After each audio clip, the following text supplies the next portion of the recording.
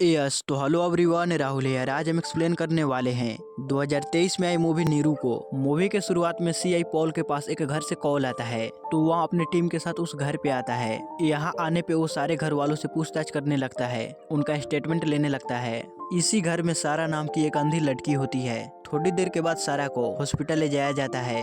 Doctor सारा का checkup कर सीआई पॉल को बताती है सारा पे अत्याचार हुआ ही है, मगर वो अत्याचारी दरिंदा प्रोटेक्शन यूज किया, जिस वजह से सीमन नहीं पाया गया। उसी तरह सारा की बॉडी पे कहीं पर भी चोट जख्म के निशान नहीं है। इसके बाद सीआई पॉल सारा का स्टेटमेंट लेने लगता है। अब यहाँ पे सवाल उठता है कि आखिर कैसे सारा अपने पे हुए अत्याचारी को कैसे पहचान पाएगी। दूसरे दिन सारा खुद सीआई को अपने घर पे बुलाकर एक स्कल्पचर दिखाने लगती है। मतलब कि सारा को मिट्टी से स्टैचू बनाना बहुत ही अच्छे से आता है। जब वो दरिंदा सारा के साथ गलत कर रहा था, तो सारा उसके चेहरे पे हाथ रखकर उसका चेहरा याद कर ली। सारा का फादर मोहम्मद सीआई पॉल से कहता है कि सर, मैंने इस शख्स को अपने घर पे देखा था, हादसे से एक दिन पहले आया था, हमारे घर पे आकर विनोद का एड्रेस पूछ रहा था। तो पॉल विनोद के पास जाकर उसके दोस्त के बारे में पूछने लगता है। विनोद कहता है कि मेरे दोस्त का नाम है माइकल, शादी पे बुलाने के लिए आया था, वो मुंबई में रहता है। तो उसी वक्त पॉल अपने टीम के साथ माइकल को गिरफ्तार कर पुलिस स्टेशन लाता है।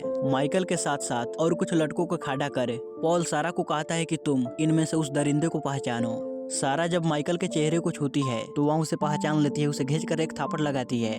अब सारा पहचान कर लेती है, तो पॉल माइकल को रिमांड पे भेज देता है।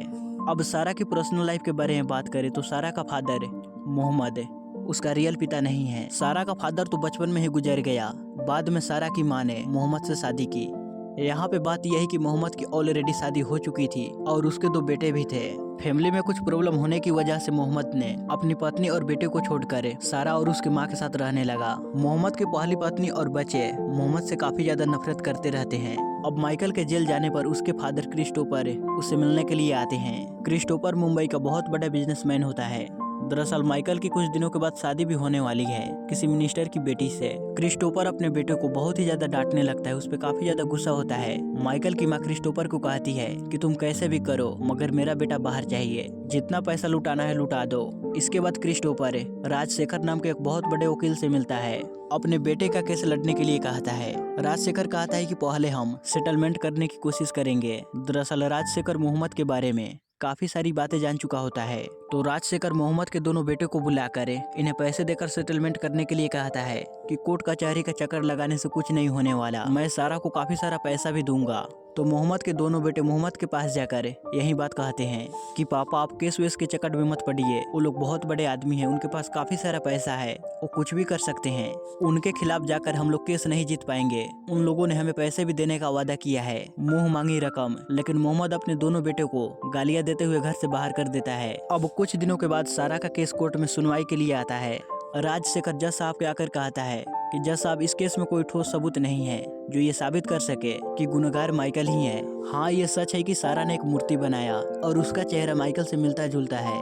इसके अलावा इनके पास कोई ठोस सबूत नहीं है। कृपया करके आप मेरे क्लाइंट माइकल को बेल दे दीजिए। जब सारा के लॉयर की बारी आती है, तो ढंग से अपनी बात रख ही नहीं पाता, जिस वजह से कोर्ट माइकल को बेल दे देती है। जब सारा को मालूम पड़ती है कि माइकल को बेल मिल चुकी है, तो काफी ज्यादा रोने लगती है, काफी ज्यादा दुखी होती है। सारा का फादर मोहम्मद कहता है कि बेटा, तुम दुखी मत हो, हम केस लड़ेंगे, हारेंगे नहीं, कोशिश करेंगे।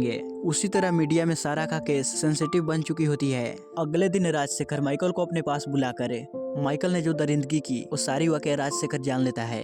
राजशेखर की एक बेटी पूर्णिमा होती है, ये भी एक लॉयर ही होती है। माइकल की सच्चाई जानकर ये पूरी तरह शॉक्ड में रह जाती है। अपने पापा को कहती है ये तो बॉर्न क्रिमिनल है, इसे बीच चौराहे पे ले जाकर मार देना चाहिए, लेकिन क्या करें, हम तो लॉयर्स हैं, हमें तो अपना फर्ज निभाना है। दूसरी तरफ मोहम्मद एक अच्छे लॉयर की तलाश में होता है। तभी सीआई पॉल मोहम्मद से मुलाकात कर उसे कहता है कि काफी सारे लॉयर तुम्हारे पास आएंगे सारा का केस लड़ने के लिए, लेकिन वो सारे लॉयर्स राजशेखर के ही हैं, वो आपका केस लेकर हार जाएंगे। हमें एक सीनियर लॉयर को ढूंढना पड़ेगा। मगर कोई भी सीनियर लॉयर सारा के केस को नहीं लेना चाहता, क्योंकि राजशेखर ने सारे सीनियर और जूनियर लॉयर को बता चुका होता है कि सारा की केस न लड़े। बाद में कुछ लॉयर्स मोहम्मद के पास आकर कहते हैं कि हम सारा के केस लड़ेंगे, सारे सबूत तो हमारे ही पक्ष में है, 100% हमारी जीत पक्की है। इस तरह से मोहम्मद को भरोसा दिलाने लगते हैं। लेकिन पॉल ने क्या कहा था, किसी पर भी भरोसा मत करो। तो पॉल सारे वकील को मना कर देता है। दूसरे सीन में हम लोग आहना नाम की एक लड़की को देख पाते हैं। कुछ सालों पहले आहना कोर्ट में एक क्लर्क की तौर पे काम करती थी, लेकिन कुछ गलतियों की वजह से इसकी नौकरी चली गई। अब लॉयर्स के लिए छोटे मोटे काम करती रहती है। तो सीआई पॉल आहना से मुलाकात कर सीनियर लॉयर विजय मोहन के बारे में पूछने लगता है।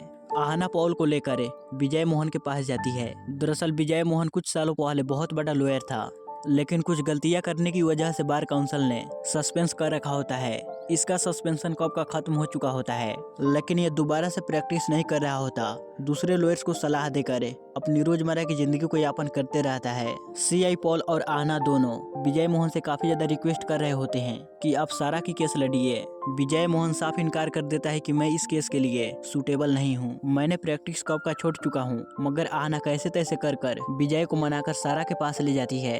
जब विजय मोहन सारा से बात करता है तो सारा के अंदर एक कॉन्फिडेंस नजर आता है। इसके अंदर अपने गुनहगार को सजा देने की आग भड़क रही होती है। बहुत कम ही लड़कियां आगे बढ़कर केस फाइल करती है और ऊपर से सारा अंधी है। अब सारा की ऐसी स्थिति को देखकर विजय मोहन डिसाइड कर लेता है कि मैं ही इस केस को लड़ूंगा। इसके बाद आहना विजय मोहन के बारे में मोहम्मद को बताने लगती है कि बार काउंसिल ने विजय मोहन को क्यों सस्पेंस किया था। दरअसल कुछ सालों पहले विजय मोहन राजशेखर के पास ही जूनियर लॉयर के तौर पे ज्वाइन हुआ था। उस समय भी राजशेखर बहुत बड़ा लॉयर था, बहुत ही ज्यादा पॉपुलर था। अब जैसे जैसे दिन गुजर रहे थे विजय मोहन और पूर्णिमा के बीच प्यार होने लगी, मगर ये बातें राजशेखर को पसंद नहीं आई। उसी तरह विजय मोहन राजशेखर के सामने ही ग्रो होने लगा, कामयाबी की सीढ़ियों को छूने लगा। किसी केस में विजय मोहन को डॉक्यूमेंट की जरूरत पड़ती है और उसी समय आहना कोर्ट में क्लर्क की जॉब करती थी। डॉक्यूमेंट काफी कीमती यानी कि जरूरतमंद थे, मगर फिर भी आहना अपने रिस्क पे वो डॉक्यूमेंट विजय मोहन को दे दी। मगर अनलकीली विजय मोहन के हाथों से वो डॉक्यूमेंट गायब हो गए, यानी कि कहीं खो गया, जिस वजह से बार काउंसिल ने विजय मोहन और आहना को सस्पेंड कर दिया।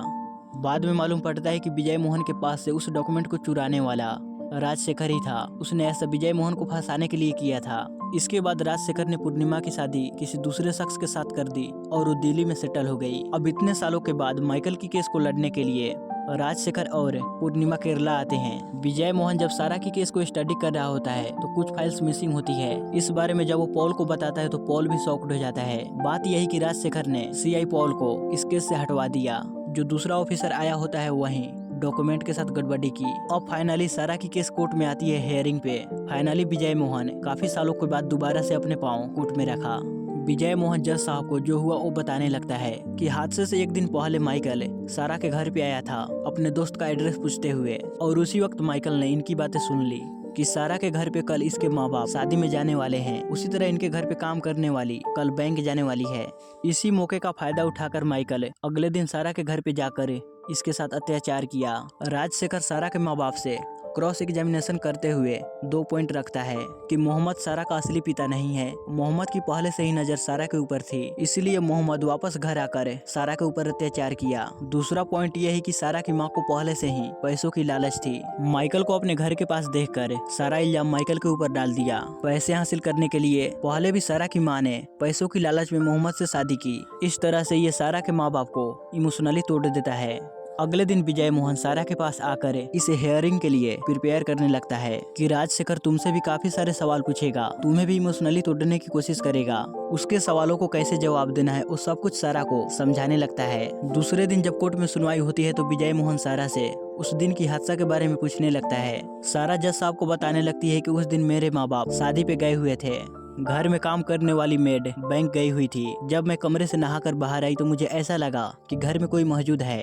तभी माइकल मेरे कपड़े उतारकर मेरे ऊपर अत्याचार करने लगा। जब मैं चीखने की कोशिश की तो मुझे जान से मरने की धमकियां देने लगा। तो मैं अपनी जान बचाकर बहुत ही रिलैक्स से माइकल के चेहरे पे अपने हाथ फेरने लगी और उसका चेहरा याद कर ली। इस तरह से वो जज साहब को सारी वाकया बताती है। इसके बाद राजशेखर सारा से क्रॉस एग्जामिनेशन करता है।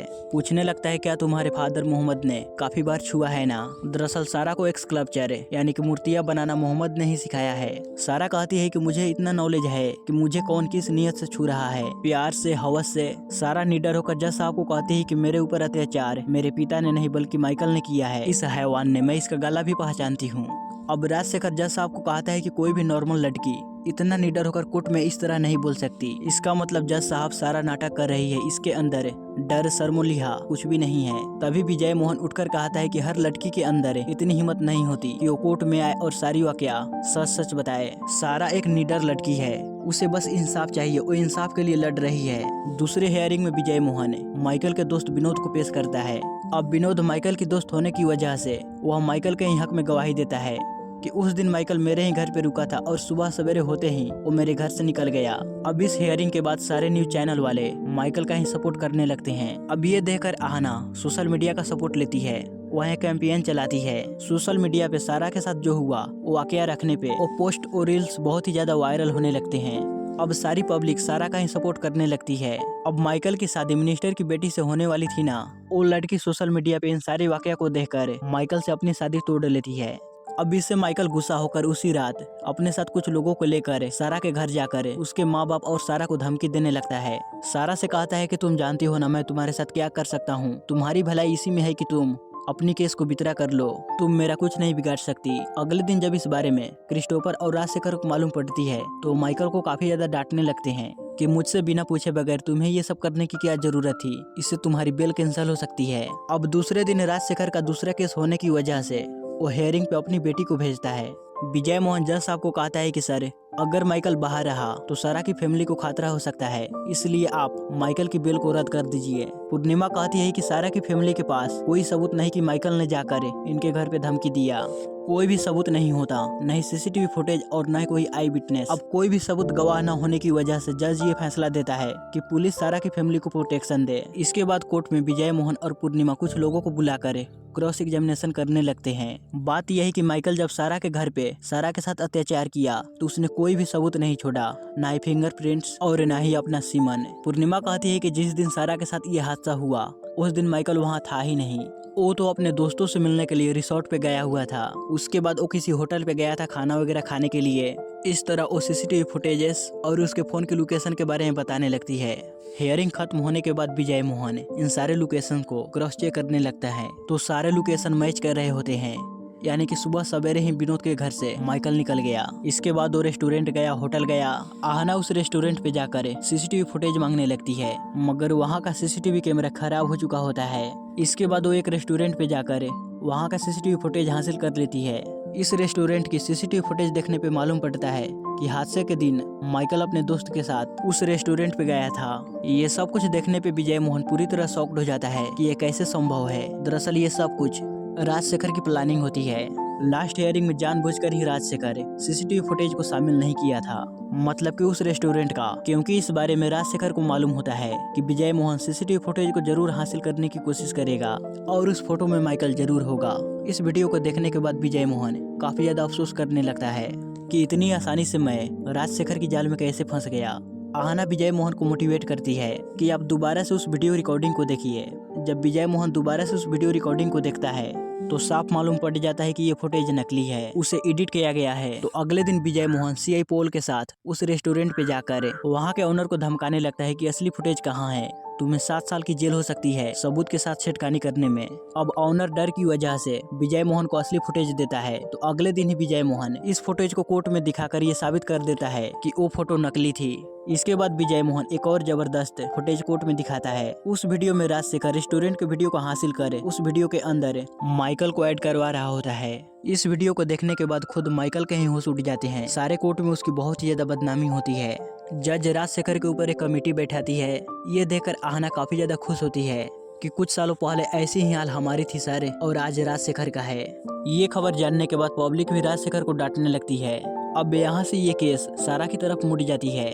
अगली हियरिंग में पूर्णिमा जज साहब को कहती है कि मैं मानती हूँ कि वो फुटेज नकली थे, उन्हें एडिट किया गया था, मगर माइकल के फोन लोकेशन तो गलत नहीं हो सकते। इस तरह से माइकल जहाँ जहाँ पे ट्रेवल किया होता है वो लोकेशन जज साहब को दिखाने लगती है, साथ ही उन फुटेज को भी दिखाने लगती है। विजय मोहन कहता है कि जज साहब इन फुटेज में सिर्फ गाड़ी नजर आ रही है, मगर ये नजर नहीं आ रहा कि गाड़ी कौन चला रहा है। ऐसा कहते हुए विजय मोहन माइकल की कंपनी के एक ड्राइवर को कटघरे में बुलाता है। अब ये ड्राइवर तो माइकल का ही आदमी होता है, तो वो उसी के हक में बयान देने लगता है कि उस दिन मैंने छुट्टी ले ली थी, गाड़ी चलाने वाला माइकल ही था। हियरिंग खत्म होने के बाद विजय मोहन आहना और मोहम्मद से कहने लगता है कि अगर हम कोर्ट में ये प्रूव कर दे कि गाड़ी चलाने वाला ड्राइवर नहीं बल्कि माइकल था तो ये केस यहीं पे सॉल्व हो जाएगा। घर जाकर हर एक एंगल से सीसीटीवी फुटेज को चेक करने लगता है। जहाँ जहाँ से माइकल की गाड़ी गुजरी थी उन सारे फुटेज को चेक करता है। फाइनली विजय मोहन ये देखता है कि जब माइकल की गाड़ी गुजर रही थी तो किसी जगह पे उसके साइड से ही एक गाड़ी गुजर रही थी। तो उस गाड़ी का एक डैश कैमरा होता है। विजय मोहन उस कैमरे की फुटेज को बहुत ही मुश्किल से हासिल कर लेता है। अब अगले सुनवाई के दिन पूर्णिमा माइकल के फ्रेंड्स को कटघरे में बुलाकर उस दिन के बारे में पूछने लगती है। सारे फ्रेंड्स माइकल के हक में जवाब देते हैं कि वो सारा दिन हम लोगों के साथ ही था। रेस्टोरेंट गए, रिसोर्ट पे गए। जब विजय मोहन की बारी आती है तो वो कोर्ट के सामने एक सीसीटीवी फुटेज को प्ले कर दिखाता है। वहीं दूसरी गाड़ी का कैमरे के फुटेज इसमें साफ नजर आता है कि गाड़ी चलाने वाला माइकल ही था। ये प्रूव करने के बाद विजय मोहन जज के सामने एक और केस फाइल पेश करता है। इस केस का भी एक्यूज्ड माइकल ही था। कुछ महीनों पहले माइकल के खिलाफ मुंबई में एक अत्याचारी का केस फाइल हुआ था, लेकिन स्ट्रॉन्ग सबूत न होने की वजह से उस केस को बंद कर दिया गया। अब ये सच्चाई जानकर राजशेखर शॉक्ड में रह जाता है कि इस केस के बारे में माइकल ने मुझे नहीं बताया। इसके बाद विजय मोहन जज साहब के सामने उस दिन क्या हुआ था समरी के तौर पे बताता है। हादसे के एक दिन पहले माइकल विनोद को घर को ढूंढते हुए सारा के घर पहुंचा और विनोद के घर के बारे में पूछने लगा। उस समय सारा की फैमिली जो बातें कर रही थी उसे माइकल ने सुन लिया। सारा को देखकर उसके ऊपर बुरी नजर डालने लगा। माइकल जानबूझकर उस दिन अपने दोस्त के यहाँ रुका। उसी रात माइकल अपने कंपनी के ड्राइवर को कॉल कर यहाँ बुलाया और दूसरी गाड़ी लाने के लिए कहा। सुबह जब विनोद चर्च के लिए चला गया तो माइकल का ड्राइवर यहाँ पे आया तो माइकल अपना फोन, अपनी गाड़ी की चाबी देकर कहा कि तुम शहर में रेस्टोरेंट, होटल वैसी जगह पर जाकर मौज मस्ती करो। बाद में माइकल सारा के पीछे के घर से सारा के घर में एंटर किया और उसके साथ ये घिनौनी हरकत की। बेबस लाचार सारा माइकल के चेहरे को छूकर उसका चेहरा याद कर ली। अब ये सारी बातें सुनने के बाद पूर्णिमा कहती है कि जज साहब ये कोई मूवी की कहानी जैसी लग रही है। एक अंधी लड़की किसी का भी स्कल्पचर कैसे बना सकती है? मोहम्मद को भी स्कल्पचर बनाना आता है, शायद उसी ने बनाया होगा माइकल की फैमिली से पैसे भी तोड़ने के लिए। दरअसल यहाँ पे बात यह है कि सारा की नजर 12 साल की बाद ही गई, यानी कि वो 12 साल के बाद से ही अंधी हुई। उससे पहले सारा को सब कुछ दिखाई देता था। जज कहता है कि अगला हियरिंग ही अंतिम हियरिंग है, उस दिन मैं अपना फैसला सुनाऊंगा। फाइनल हियरिंग के दिन विजय मोहन जज से रिक्वेस्ट करता है कि सारा अपनी डेमो दिखाएगी कि कैसे वो किसी का चेहरा बना सकती है। तो जज राजशेखर को भेजते हैं सारा के पास। जब सारा राजशेखर की चेहरे को छू रही होती है तो राजशेखर सारा को डाइवर्ट करने लगता है। अपनी बातों से इसके सामने बहुत ही वल्गर सी बातें करने लगता है, लेकिन सारा दुखी होते हुए भी वो अपने काम पे फोकस ही रहती है। तो फाइनली सारा राजशेखर की मूर्ति बनाकर सारे कोर्ट को हैरान कर देती है। अब कोर्ट माइकल को उम्र कैद की सजा सुनाती है। इसके बाद पूर्णिमा विजय मोहन को कांग्रेट्स बोलती है, लेकिन राजशेखर मीडिया के सामने आकर कहता है कि हम हाई कोर्ट जाएंगे, केस यहीं तक खत्म नहीं हुआ। फाइनली सारा विजय मोहन के पास आकर उसके चेहरे को अपने हाथों से छूते हुए इसका तहे दिल से शुक्रिया अदा करती है और अपने चेहरे का मास्क हटाकर बहुत ही प्राउड से अपने घर जाने लगती है, सारे पब्लिक, सारे मीडिया के सामने से ही। और इसी के साथ ये मूवी यहीं पे खत्म होती है।